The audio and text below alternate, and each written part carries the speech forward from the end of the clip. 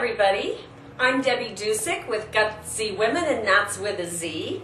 And GutZy Women is all about helping women and brave men overcome the fear and the frustration of technology and online marketing to help them warp speed their businesses, to help them warp speed their fundraising efforts, and to provide a safe and gentle environment in which to learn and to take action. And so what I'm going to talk about today is how you do that, and I have a lady with me that is doing it big time. And she is one of my very good friends and colleagues. And I have seen her go from the traditional marketing to now getting into technology, and she has just taken off. And the cool thing is that she is now training and mentoring women just like you. The name of her company is the Entrepreneur Club, and her name is Patti Serrano. And I would like to introduce you to Patti Serrano of the Entrepreneur Club right now. Hi, Patti. Hi, Deb. I just wanted to talk a little bit about how we met. We met at a networking function, and after talking to Patti for about 10 minutes, I knew immediately that we have so much in common, a lot of the same mind, a lot of the same goals to help people grow in their businesses. And Patti's been a very successful businesswoman for many years. And she came to Pueblo from San Diego and opened up another business, which sort of morphed into right now what is the Entrepreneur Club. The thing that strikes me is that she started out telling me that she loved radio. She used to have her own radio show, and she wanted to get back into that. And I said to her, you know, being a technology person, well, did you know that online radio is huge now? And so we're going to talk about that. We're going to let Patti introduce her company to you, what she does, and then we want to talk about podcasting and how she's gotten into it. We're going to introduce you to some of the women that she's training, and take you through that step by step, what it would be like if you decided that that was something that you wanted to do in your business. And then we're going to take it a little bit further, and we're going to talk about online TV streaming and video. So, Patti, take it away. Oh, well, that was a great introduction, Debbie. I don't know if I can live up to that, but thank you all. And, you know, it's just wonderful to be in the presence of someone that has been into internet marketing for as long as I can remember. In fact, I saw her do a seminar about 2 years ago, mind you, and there was about 40 or 50 women in the room, and they were all kind of going, huh? What? Oh, that's not for me. But now we're finding that people are starting to, quote-unquote, get it. They're getting the fact that if they don't jump on this bandwagon, which is the new media, it's called, you know, everything from webcasting, videocasting, podcasting, we've spiked an interest in them. And so the ones that are moving forward are ones that are actually being mentored by people that have already jumped into it. And so for me, I was just one of those fortunate people that got asked to be on a show.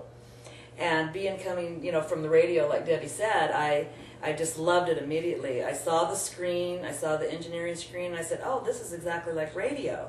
And so I got mentored by the person that actually had me on his show. Some people aren't that lucky. There's a lot of people that want to actually do this, but they don't know where to go. So now people are surfacing, like Debbie and myself and some of the people that you'll meet on this video that are doing it, and they can actually mentor you into doing something maybe that you might like. One of the things I do say, though, is it is a commitment. You know, when you blog, podcast, videocast, you have to make that commitment. The people that have fallen off the planet, you might say, since I started are just huge numbers because they don't want to make the commitment. And so for those of you that know about blogging, you have to, you know, like writing. You have to go into the computer periodically and write something of importance with important links that people can learn something from you. So for me, it was just one of those natural progressions.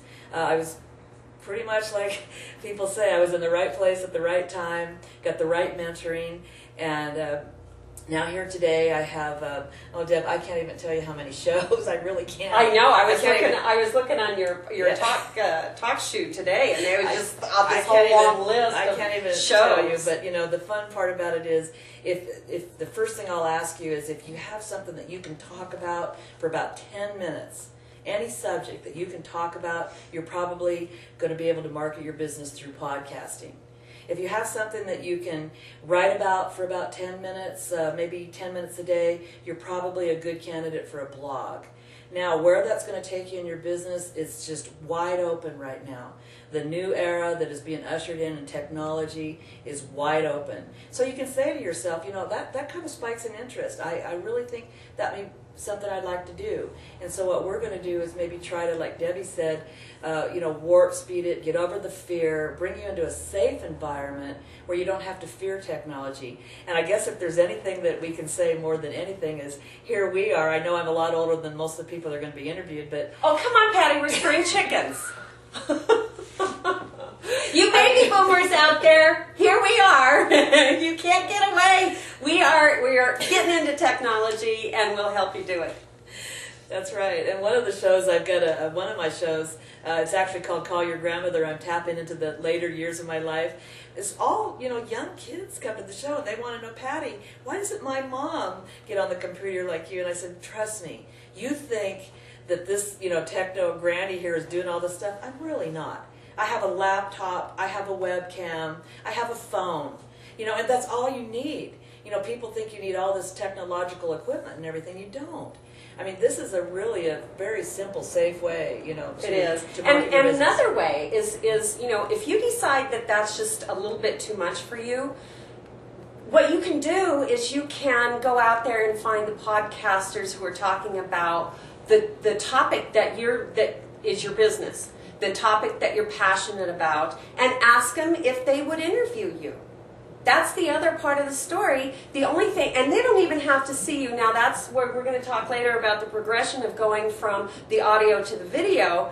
And if you get used to just talking on the phone, just about all of us, we're trained how to talk really well on the phone. We do that really well. Now that's basically what you're doing on when you're being interviewed on a podcast. So we want to throw that out there, and we're going to stop the video right here at this note. We're not going to stop the video at this point.